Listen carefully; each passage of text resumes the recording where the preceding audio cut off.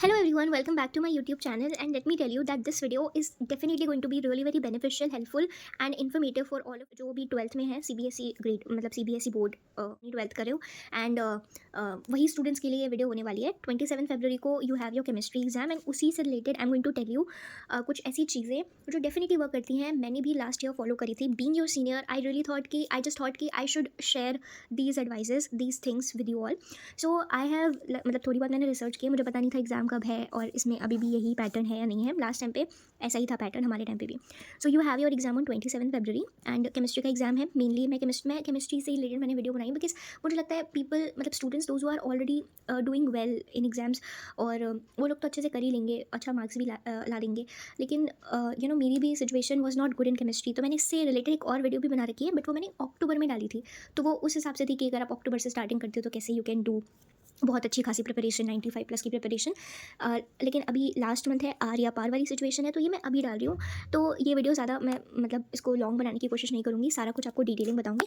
उससे पहले I am just going to tell you कि मेरा खुद भी जो परफॉर्मेंस था केमिस्ट्री में was not good at all. 12th के जब PT1 जो टेस्ट होते थे, जो मई में हुए थे, उसमें I scored only 10 out of 25 marks, 10 marks out of 25। And then जो हाफ ईयरली प्री बोर्ड वगैरह होते थे उसमें 70 में से मेरे 31 और 35 ऐसे आते थे।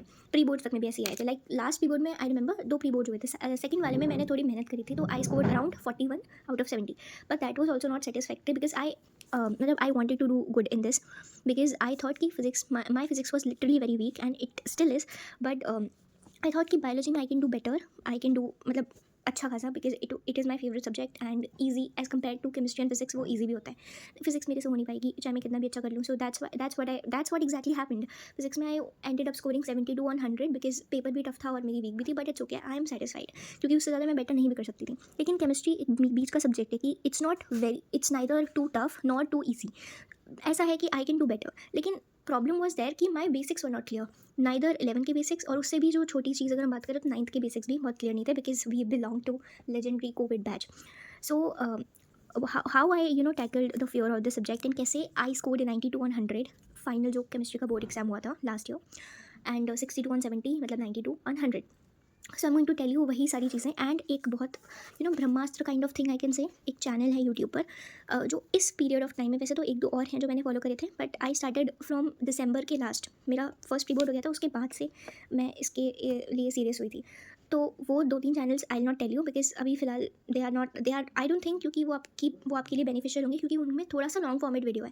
इस टाइम पे आपको क्रिस्प कंटेंट चाहिए जिससे बहुत अच्छे मार्क्स बूस्ट हो, कॉन्फिडेंस आए, सिलेबस सब कुछ कंप्लीट हो जाए, सिलेबस रिविजन और फ्लो चार्ट्स ग्राफ्स एवरीथिंग कर देते हैं मार्क्स का। अब ये एक्चुअल वीडियो यहाँ से स्टार्ट हुई है।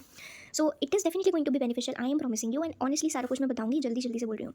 70 मार्क्स का पेपर होगा, राइट। उसमें ये जो 5 सेक्शंस मैंने डिवाइड करे, तो वेरी फर्स्टली आपके 16 MCQs पूछे जाएंगे, 1 मार्क्स ईच, तो उसके हो गए 16 मार्क्स। ओके, 2 मार्क्स वाले जो शॉर्ट क्वेश्चन आंसर आएंगे, जो आपको 2 मार्क्स में 2 से 4 लाइन्स में लिखने होंगे, वो 5 आएंगे। 5 short question answers 2 marks each and 7 short question answers जो 3-3 मार्क्स के होंगे। 3-3 मार्क्स वाले शॉर्ट क्वेश्चन आंसर्स 7 आएंगे, तो ये 10 मार्क्स हो गए, यहाँ 21 मार्क्स हो गए, 7 3 21। उसके बाद डी सेक्शन में 2 केस बेस्ड स्टडीज़ आती हैं और दे आर क्वाइट ईजी, मतलब ईजी होती हैं। आपको ऐसा नहीं है कि पैराग्राफ जो दिखा होगा वहीं से आंसर मिल जाएंगे, लेकिन अगर आपने वो चैप्टर वो टॉपिक पढ़ा होगा सो बहुत स्मूथली बटर की तरह आप वो आंसर्स लिख पाओगे।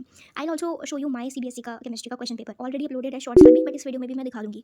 तो 2 केस बेस्ड स्टडीज़ आएंगी, 4 मार्क्स ईच, तो 8 मार्क्स हो गए एंड लास्ट में 3 लॉन्ग क्वेश्चन आएंगे जिसमें मेनली न्यूमेरिकल्स होते हैं, ठीक है। 5 मार्क्स ईच, तो ये 15 मार्क्स हो गए। इस तरह से आपका 70 मार्क्स का पेपर हो गया। नाउ आपको अभी अच्छा खासा एटलीस्ट 50 मार्क्स, मतलब ये वीडियो का मेन वीडियो, अगर आप 0% review, literally if you are at 0% you can do very help of this video, you can do so well, ठीक है। 0% से आप 50 मार्क्स तक आराम से पहुंच सकते हो, इवन 0% से 60 तक भी पहुंच सकते हो, बस इसमें थोड़ी सी ज़्यादा मेहनत लगेगी बिकॉज टाइम कम है।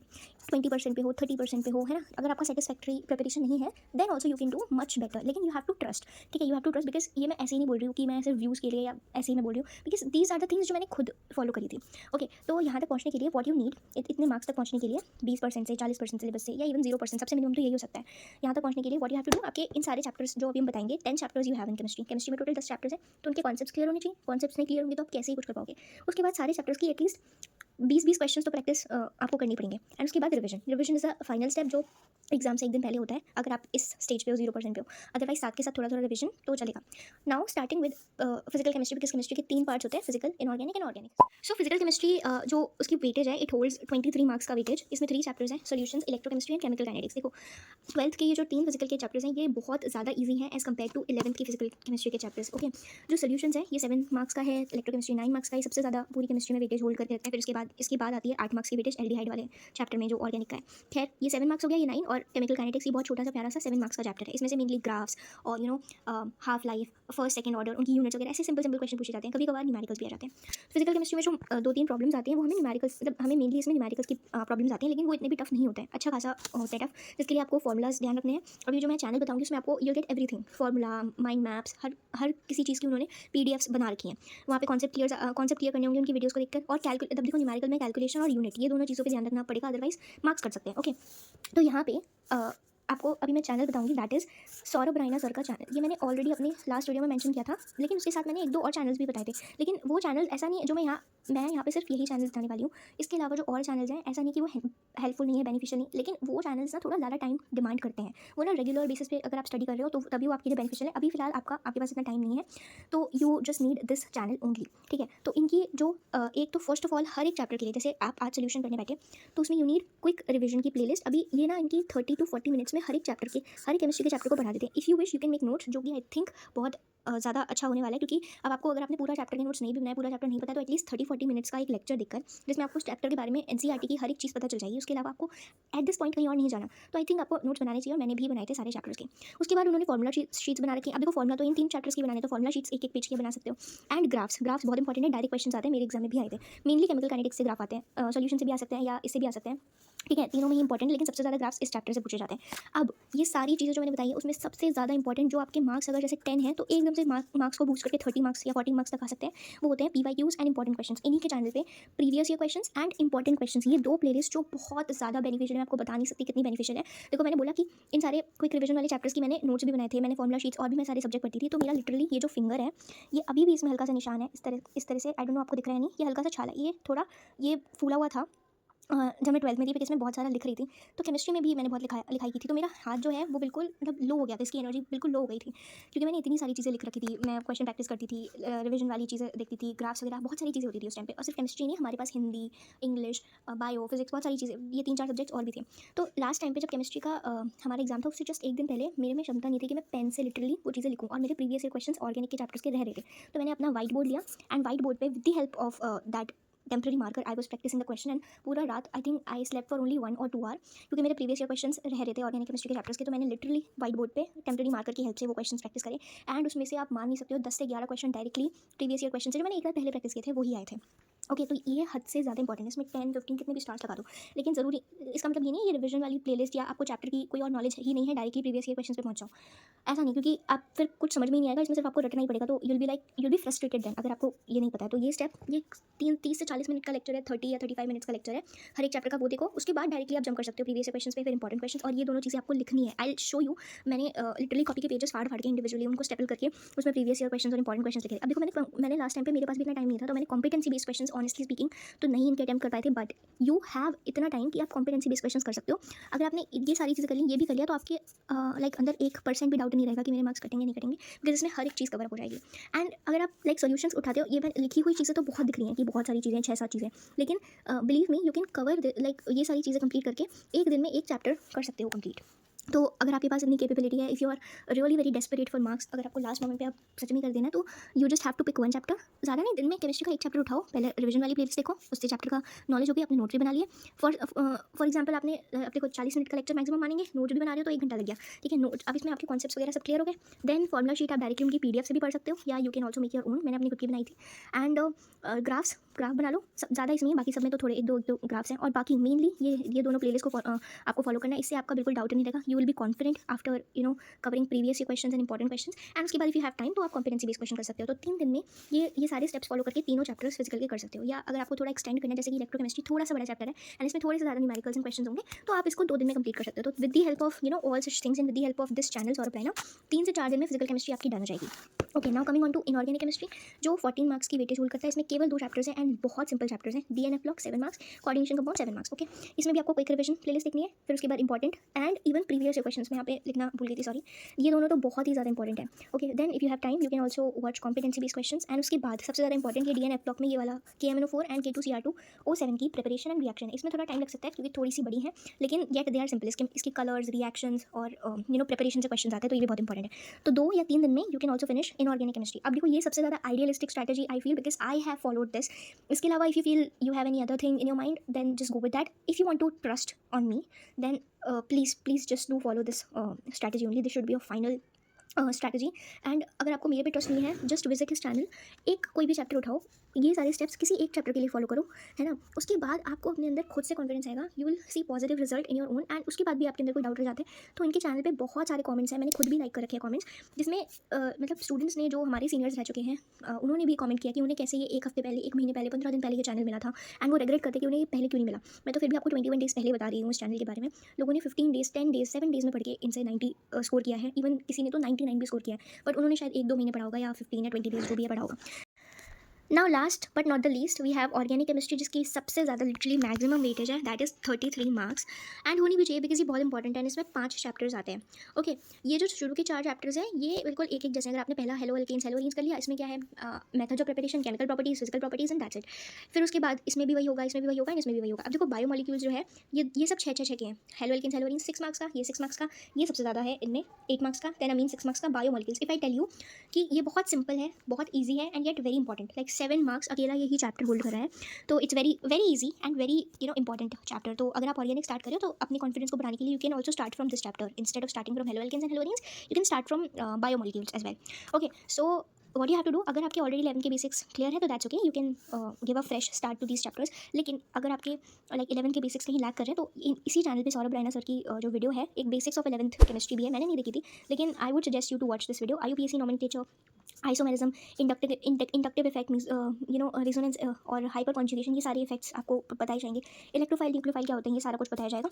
तो ये सारे बेसिक्स क्लियर हो जाएंगे, फिर उसके बाद you can start with these chapters. Biomolecules में सच इन बेसिक्स की कोई रिक्वायरमेंट नहीं है, और अगर आपका ऑलरेडी बेसिक्स क्लियर है सो वैसे भी इसे देखने की कोई ज़रूरत नहीं है। ये जो वीडियो है जिसमें ये चारों चीज़ें बताई जाएंगी 11 के बेसिक्स, ये आप एक दिन केवल इस वीडियो को डिवोट कर सकते हो।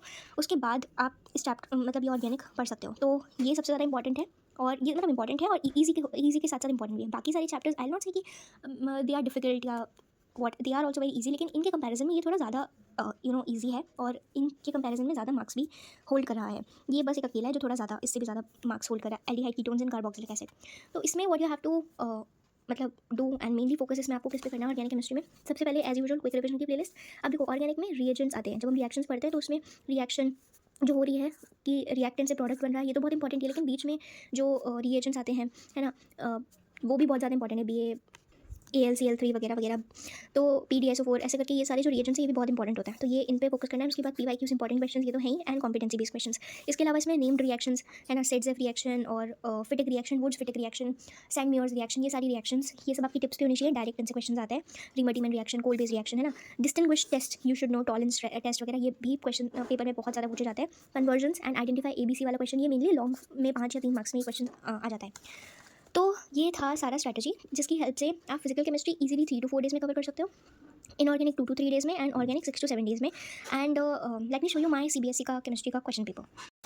सो दिस इज़ माय पेपर, जिसमें मैंने जब पेपर हो गया था then I was expecting minimum 60 and maximum 62, that's what I got 62 out of 70।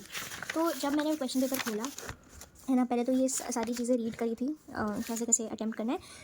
पहला क्वेश्चन जब मैंने खोला, ये डायरेक्ट प्रीवियस ईयर का क्वेश्चन था, एंड ये सौरभ रैना सर ने जो है ये लॉन्ग क्वेश्चन करा रखा था जिसमें हमें पूरा सॉल्व करना था, लेकिन ये MCQs में आ गया। तो मैंने यहाँ पे लिटरली ये पूरा सॉल्व किया था, एंड इसकी हेल्प से ये वाला आंसर मार्क किया था। एंड मेरा जो ये भी सोल्यूशन है इसका, तो टोटल 16 MCQs में मेरे 15 MCQs करेक्ट थे, एक गलत हो गया था। लेट मी शो यू वो कौन सा महान MCQ था, वो केमिकल काइनेटिक्स का था। मेरे साथ काफ़ी बच्चों का गलत हुआ था, मेरे क्लासमेट्स का, जो मैंने पूछा था। बाकी सारे you can C the MCQs, है ना। ये काफ़ी सिंपल सिंपल थे। सिंपल तभी लगेंगे जब आपने पढ़ाई की होगी, अदरवाइज़ तो फिर नहीं लगेंगे। ये वाला क्वेश्चन था जो मेरा गलत हुआ था। ये वाला करेक्ट आंसर था, बट मैंने ये टिक कर दिया था। मैंने एक्चुअली में मतलब ये वाला इस सेंस में क्वेश्चन पढ़ा था, बट इस टाइप का क्वेश्चन कभी पहले देखा नहीं था, और नॉर्मल ये वाला जो आंसर है वो मेरे दिमाग में था भी नहीं। वैसे ये दोनों तो मैंने ऑलरेडी एलिमिनेट कर दिए थे। ये दोनों मेरे दिमाग में थे, बट मुझे ज़्यादा इसकी तरफ जाना, मैंने सोचा कि ये से टिक करते हैं, लेकिन ये गलत हो गया। कोई नहीं, बाकी ये सारे देख सकते हो। मेनली इसमें ऑर्गेनिक से पूछे गए हैं क्वेश्चंस। ऑर्गेनिक बहुत इंपॉर्टेंट है। एंड ग्राफ अगर मैं आपको दिखाऊं, सो this is the graph from chemical kinetics, zero order reaction का। तो ये जो ग्राफ था, इसमें इस तरह से देखिए, मैंने यहाँ पे लिटरली सॉल्व किया था कि कहीं मेरे से सिली मिस्टेक ना हो जाए। तो सॉल्व करने के बाद finally I give this answer and this was right. Okay, so ये असर्शन रीज़न भी इसमें आ जाएंगे।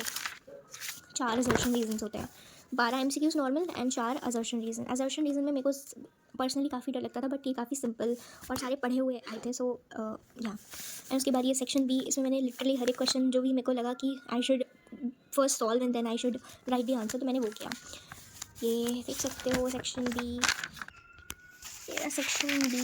Then here we have section C, जिसमें देखो ये Williamson synthesis, Friedel Crafts alkylation, even Friedel Crafts acylation भी आ सकती है, रीमर-डीमन रिएक्शन, ये सारी नेम्ड रिएक्शन है, लिटरली वेरी वेरी इंपॉर्टेंट। और ये देखो कोऑर्डिनेशन कंपाउंड से क्वेश्चंस है ना, ये ज्योमेट्रिकल आइसोमर्स, इसके PTNH3 का Cl2 एंड D5 आयन, ये एनर्जी के ऊपर बेस्ड है। देन एम्बीडेंटेड लिगेंड्स क्या होते हैं, सिंपल सिंपल क्वेश्चन आते हैं। And again we have organic के क्वेश्चंस, एंड ये जो है ये क्वेश्चन है केमिकल काइनेटिक्स का न्यूमेरिकल। एंड ये सारे क्वेश्चंस हैं। फिर आ जाता है सेक्शन डी में, ये है केस बेस्ड स्टडीज़। एंड देखो ये रिएक्शन, एंड उसके बाद second case based study, and last we have this section. As you can see, ये केमिस्ट्री बोर्ड एग्जाम से पहले मैंने सारे चैप्टर्स में कि वैसे तो मैंने इसे कंप्लीट नहीं कर पाया था, मतलब इसमें मार्क नहीं कर पाए थे, ऑल्टो मैंने कंप्लीट तो करी थी सारे सारे चैप्टर्स। इसमें लिखा हुआ है कौन कौन से डन हो गए, उनका रिविजन हो गया है, PYQ सैम्पल क्वेश्चन पेपर्स। तो यहाँ पे सारे चैप्टर्स लिखे हुए हैं, solution, electrochemistry, coordination, compounds and सारे के सारे chapters. Here I have mentioned all the topics, ठीक है, कौन कौन से सब्जेक्ट, मतलब कौन कौन से चैप्टर में कौन कौन से टॉपिक्स पढ़ने हैं, ये सब मैंने बस बनाए ही थे टिक, तो मैंने कुछ नहीं कर पाए थे, बहुत अच्छे से मैंने बैठ के बनाए थे। सो या आप देख सकते हो हियर। एंड हाँ, यहाँ पे लास्ट में मैंने वेटेज भी लिखी हुई थी, हाईएस्ट टू लोएस्ट, है ना। इलेक्ट्रोकेमिस्ट्री की सबसे ज़्यादा, फिर एल्डिहाइड कीटोन बायोमॉल की, फिर 7 मार्क्स वाले की, फिर 6 मार्क्स वाले की। ये मैंने शॉर्ट नोट्स बनाए थे केमिकल काइनेटिक्स के, as you can see here.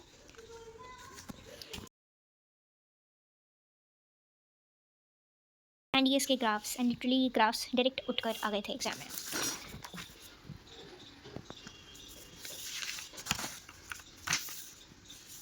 And ये मैंने ऑर्गेनिक में ये टॉपिक, इंडिविजुअल टॉपिक एस्टेरिफिकेशन के नोट्स बनाए थे। ये तो मैंने प्रीतिकास केमिस्ट्री में जो प्रीतिका मैम पढ़ाती हैं उनकी हेल्प से, उनसे समझ के ये सारी चीज़ें लिखी हुई थी। ये मैंने अपने फर्स्ट प्री बोर्ड के जस्ट 1 या 2 दिन पहले बनाए थे। एंड उस प्री बोर्ड के बाद, फर्स्ट प्री बोर्ड के बाद दिसंबर लास्ट में मैं एक्चुअली में सीरियस हुई थी केमिस्ट्री पढ़ने के लिए। So here these are my short notes, और नहीं ये तो नोट्स ही हैं, ये शॉर्ट नोट्स नहीं है, ये पूरा टॉपिक ही इसमें कवर्ड है अच्छे से।